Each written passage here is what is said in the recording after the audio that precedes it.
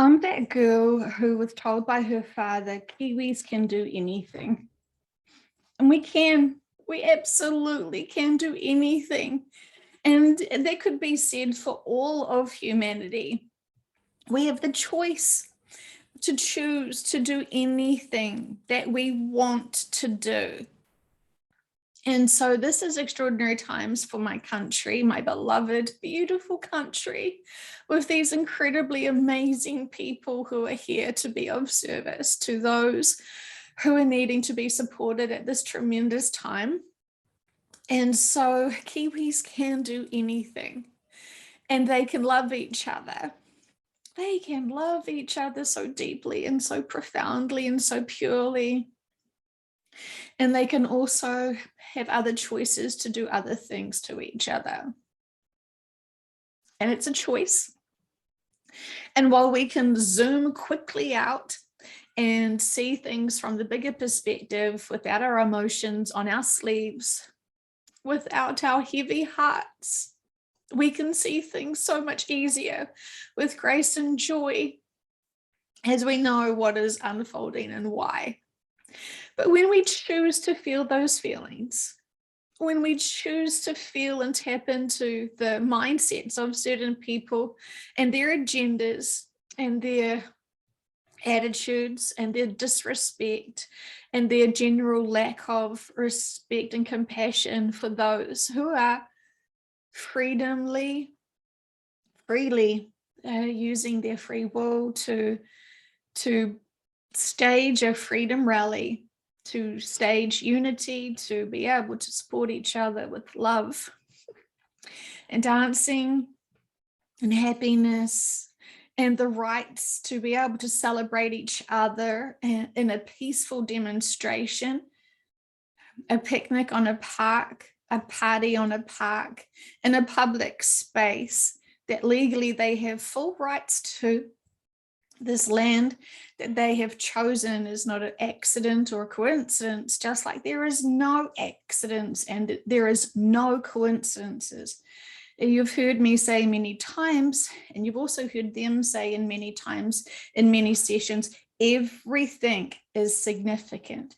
Everything is purposeful. Everything has a lesson. Everything. There is no insignificances in our lives.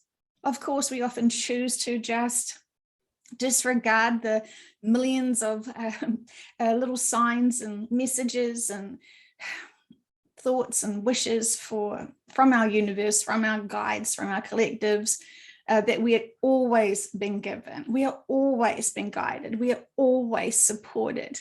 But if we choose to just feel disconnected, if we just choose to be stuck in our mindsets and just looping in the lack and the fear and the fear of lack and the lack of fear. I wish that was a problem, right? I wish the biggest humanity's problem right now was lack of fear, because there is an abundance of it. And even when you are in a peaceful movement, in a peaceful rally, just being there, standing there in unison, linking arms to arms, hearts to hearts, and just standing there, just being, just is, just together in community solidarity. And when other people choose to see that as a threat, when other people choose to follow orders, to attack those people who are simply standing in peace, singing our national anthem, singing songs of love, singing songs of hope and joy.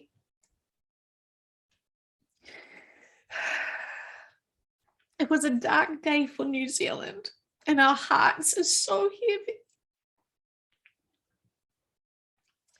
And I know my teams even said when I was talking to you yesterday, we want you to connect in with us.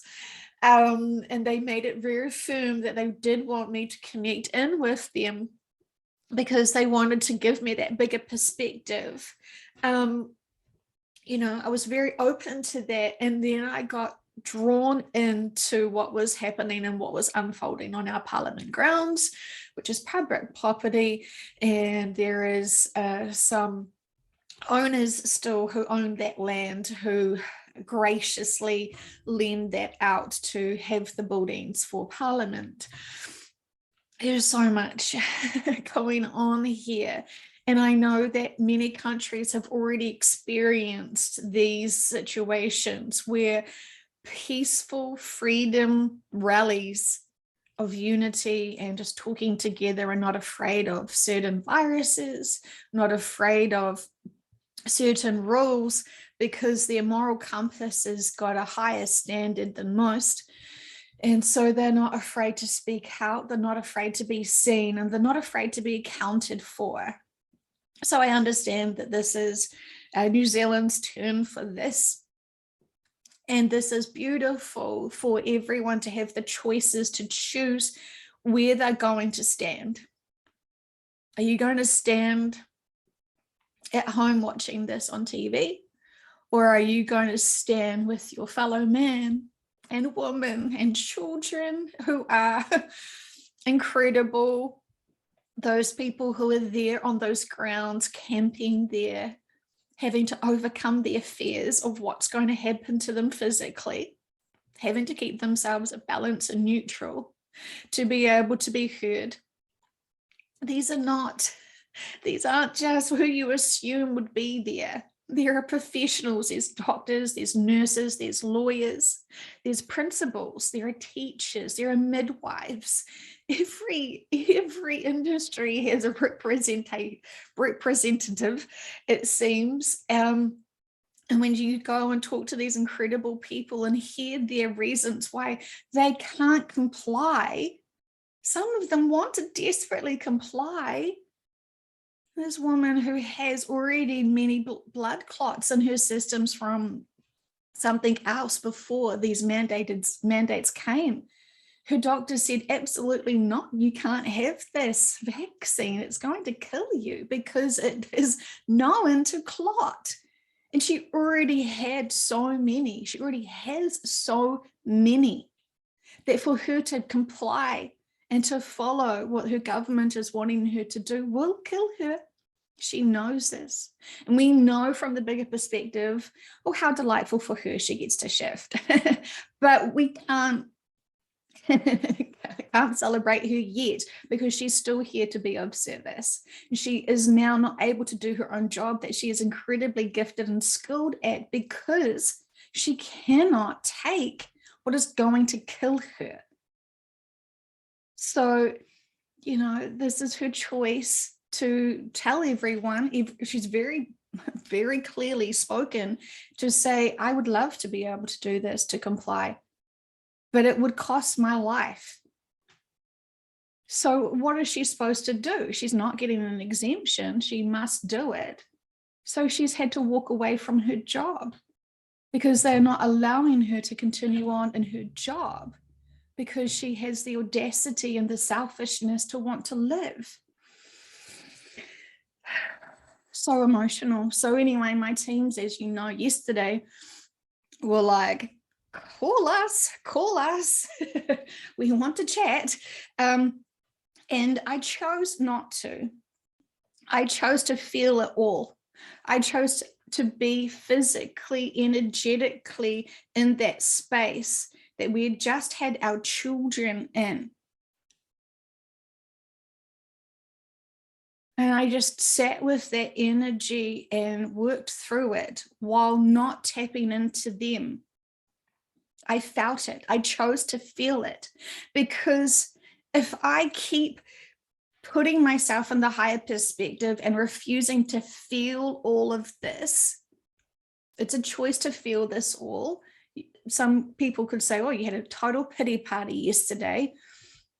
And it wasn't a pity party as much because I didn't lose control of the range of emotions I was feeling, but I felt like for me, putting my energy there and transmuting all this energy out as emotions and releasing it out, this was helping not only me, but it was able to transmute that energy out for those people who couldn't process it. It's I felt like I was doing what was the best for me to be able to experience it, because part of me was worried, and I've done this before in the past, where when I just soldier on emotionally and don't deal with it and process it and acknowledge what I'm going through at the time, it bottles up and then it comes out in the time where it's not probably the most appropriate. And so yesterday felt like the most appropriate day to feel all of this. For me, I felt it all, and it was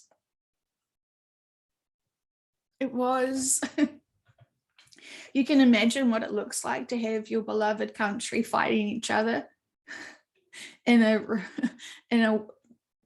unfair fight. People coming in with love and connection and community being physically manhandled and brutally attacked and pepper sprayed. And children got to see that. Children were shocked to see their policemen that they used to respect dragging grandparents, dragging mothers, grandparents,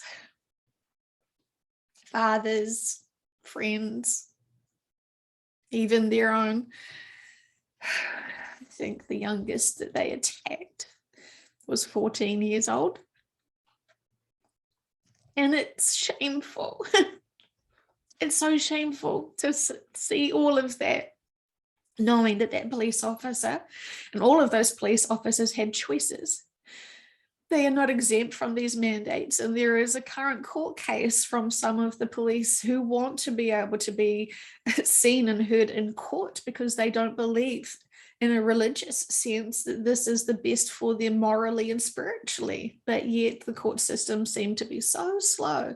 And yet our government systems making the law is so fast. And so, yes, this is not a unique situation to New Zealand, and I wish it was. And it is alarming to know that every country is not immune from people having these choices. So zooming out now for the bigger purpose of those lessons, you have to have that duality. Everything I said in yesterday's little voice message to you, not voice message, video to you, I need to listen back to it, because that was also very applicable to what I was supposed to be feeling and having the perspective of. So it is incredible times, and it is so significant what everyone is needing to see how the level of corruption goes, how far it goes, not just with the choices that police are making, but also the choices of our media. And we've known this is not a surprise, but for those people who need to physically see it, those well-respected people in their communities who are wanting to share their truth and be heard by our parliaments about their own personal experiences, knowing they would love to comply, but not for it to kill them.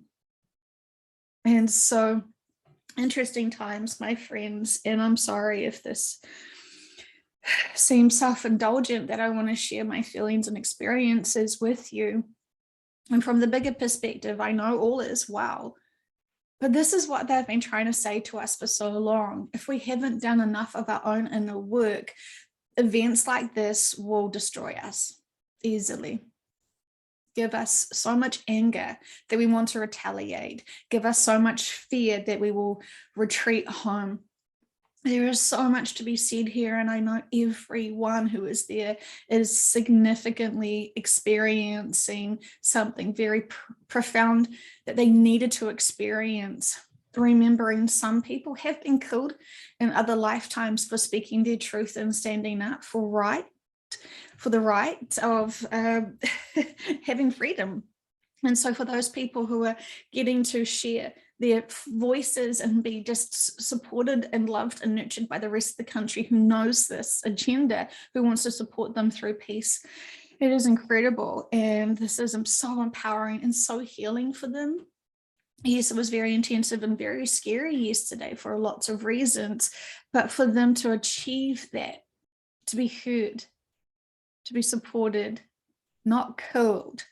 And even for those 120 people that were arrested, they got to see tears in police officers' eyes because they also didn't want to be there yesterday. But we all had to experience that. And so there's lessons there.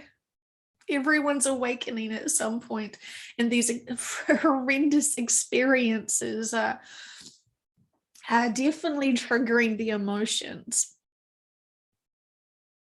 But this is a great reminder of how far humanity has come. And it's not far, it's quite perverted and inverted, and where we should have been, where we should be. And this is definitely not the way that we're going to be living in the fifth dimension at all. So enjoy this density, enjoy this fucked up roller coaster ride, because this will be the last times that we get to experience these sort of things. This is it. This is the so profound, so big, so aggravating. We only need to experience it once to overcome it, to be triggered, to have all those lessons and experiences and overcome them. Oh, thank goodness I can rely on the information that I have personally had as a client and my channeling connections to be able to know this is all purposeful, all is well, all is fantastic, and we have to wait for all countries to have these experiences so those people can play out their roles. So, you know, I'm not going to say those police officers are bad people, because they're not. They're still souls in meat sacks, in human bodies, having to live out this. If they've had many lifetimes where they've been the constant victim and they still can't understand how come people choose to follow the leader versus following their compassion, their hearts, and their love for all, this is an interesting life for them, because often they are the ones that are doing these interesting things now. For them to really understand the way you get corrupted, the way you get manipulated, and the way you are tricked into believing you're doing something for the greater good of that agenda. So profound, profound. And often people are too afraid to go against the narrative because of their perception of loss of income, loss of money, loss of respect from their social circles. And that is lots of things to overcome. But truth will always come out. Love always wins.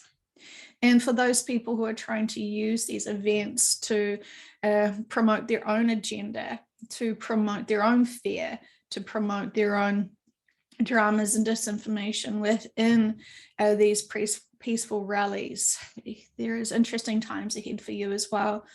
Profound karma will be finding you. And it's interesting times. I have lots of things to share and think about, but right now I feel like I have just expressed all that I can today. I know they still want me to tap in with them. And of course, it's always going to be that higher perspective, and I will be able to relieve this heavy heart.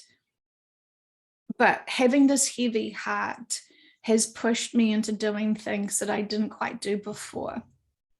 And so donating lots of bottled water, and going now and trying to find as many water rain jackets as possible for people who were not prepared to stay this long and to stay in our weather. So to see this all unfold is motivating more and more and more people, and more people are coming to support this movement. And it's so beautiful, because love is so powerful and connections are so powerful and the truth is so powerful, that this is fantastic times, and I am highly motivated to support all that I can. But I know I needed to release this emotion and this density at the same time too, to keep my balance. I'm so glad that the old Joe isn't here, who would have been so feral, angry, really out to get someone, hurt someone probably, beat on a police officer, you know, because that's going to always win. I would have really super overreacted, and I would have been a menace to society without a doubt, because I was coming from a super fear-based, super worried, super stressed, at full anxiety mode, wanting to change, thinking one argument with a police officer, or maybe a few police officers who are tackling me on the ground, would change anything. And it won't. It doesn't change. We have to understand that our approach must be from peace. And you can't embody peace if you're not there. You can't fake that in these sort of high stress, tension environments. If you don't have that, you know, you're going to be in this irritated state more than, you know, what is needed. It's already a high pressure environment. There's so much energy in those experiences. And so if you've got so much of your own inner work all bottled up, it's going to be expressed out in these times. And I was really impressed with quite a few men who I heard saying afterwards, after the police retreated, they couldn't be behind the line because they have suffered traumatic stress syndrome. They've got traumatic stress syndrome. I can't remember if that's the right word. The label because they had a lot of abuse and a lot of stress and things. A lot of horrible things happened to them as a child.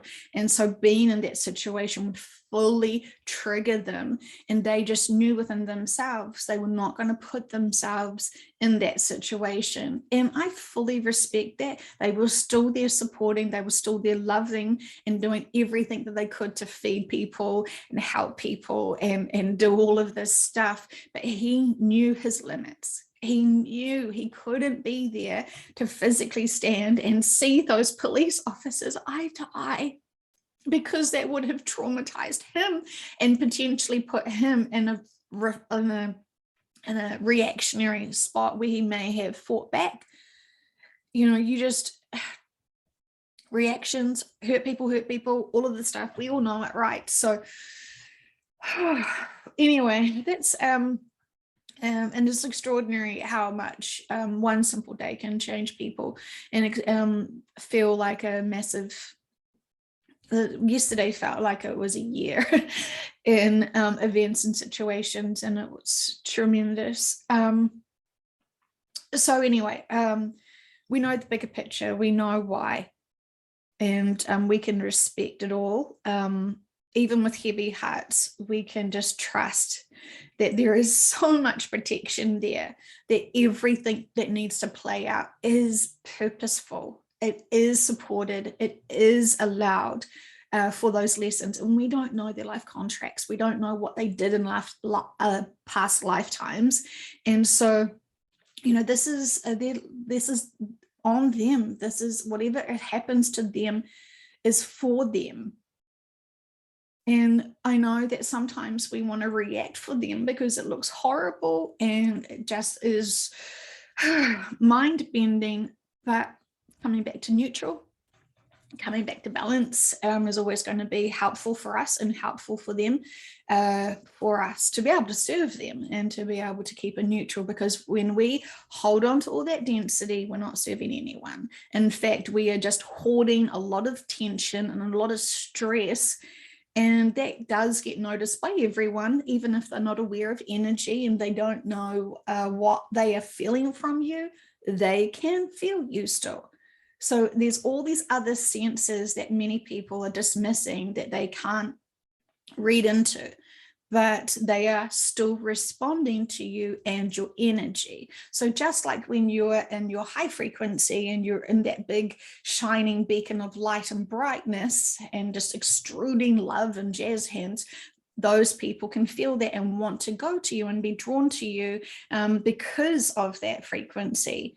even though they have no idea about it. And the same is said for those people who are holding a lot of density. You're noticing lots of people are resisting you and kind of moving aside from you. They're not even wanting to be up and close in your personal space, because you just feel, they feel into that. So this is why they keep saying it's so important for us to do our inner work, and it's so important for us to release everything that no longer serves us and all this sort of stuff, you know. So yes, I did choose to buy into the 3D drama of it, but for me, I'm still respecting those choices, because I can remind myself of what these people are going through and how to best support them. And so now that I'm getting back into my more neutral and higher perspective, now I can really think really well about what they're going through themselves and what they need to be supported. And so when I go there today, I'm going to be able to use that as a tool and experience to be able to support them. Sorry, I feel like I'm having half a conversation with you and half a conversation with my team. And I think I just need to drink lots more water and really reflect. So sorry if there was nothing much that you got from this today for yourself, but it seems to me that your teams and my teams are saying that me sharing my perspective on things, even though I'm still working through a lot of this stuff, can give you a new perspective of how to maybe potentially work through things, given that we are still going to be experiencing big things coming, even though we may not have any more official rallies for a while, especially after this one's finished, and this one can still continue on for weeks, maybe, possibly. So who knows how long this needs to be played out for. But we also know that, you know, the world's going to be experiencing big events as well. And so, you know, we have to find our balance. We have to find our neutral. We have to be able to learn how to be able to actually honor the feelings, unpack the feelings, work through those feelings, appreciate those feelings, and then heal those feelings and release them and move on. And it really needs to be kind of, and it almost actually can be that fast. So this is no time to it's so tricky, because while we all want to be in this high frequency and just love, love, love, love, love, and, you know, nothing's going to faze me, I'm not going to be triggered emotionally, it's kind of like sometimes when we do that, we avoid these other experiences, and they're wanting us to actually feel into these experiences to be able to then participate in what we need to do. My children have involved with this, so is my partner, and we're starting to get quite a big group of friends together who are also starting, you know, they're in it, they're experiencing it too, and so we're wanting to support that community who are going through this. And so, you know, I have to be present. I have to, if I just walked around like, oh, so we're shifting, so soon, who gives a F? Like, I'm having to really put away the whole New Earth information and kind of put that on the back burner to be able to focus on the 3D, because they're experiencing the 3D now. This is big stuff for them. This is their big, all their past traumas, all their bits and pieces from other lifetimes, and this lifetime, they are overcoming all of that now. And it does look different. It may not be because I've ever experienced this before, but standing there, not being afraid of authority, trusting complete strangers to feed them and support them and love them and hear them and honor them and respect them is profound. Anyway, sorry, I will go. Whatever you're going through in your country, we have to remember that we're all one, and this is our one world. And there is really, truly no separation. And I want to give all my love to those people who have been able to do enough of their inner work to be able to be of service. It is hard. Absolutely, and can and definitely loop us into some interesting emotions. But when we grow from these emotions and expand and find more connections with people and find more connections with our honesty of our own emotions, not being afraid of our emotions, honoring them and nurturing them, without ignoring them. And I sort of feel like some people think that, when we're supposed to be all high vibration, we're supposed to ignore the feelings. And I almost feel like it's okay for us to honor our feelings. Absolutely. We must. They're there for a reason. They're there for a lesson. They're there for an experience. But it's just how long you want to choose to feel those emotions. As soon as you notice them, label them, honor them, and then move on with your mindsets, is my recommendation to myself and to you. So I love you guys. I wish you sincerely the most fantastic days. Love yourselves, love each other, honor your journey, honor your truth, honor your strength. And I say this with much love.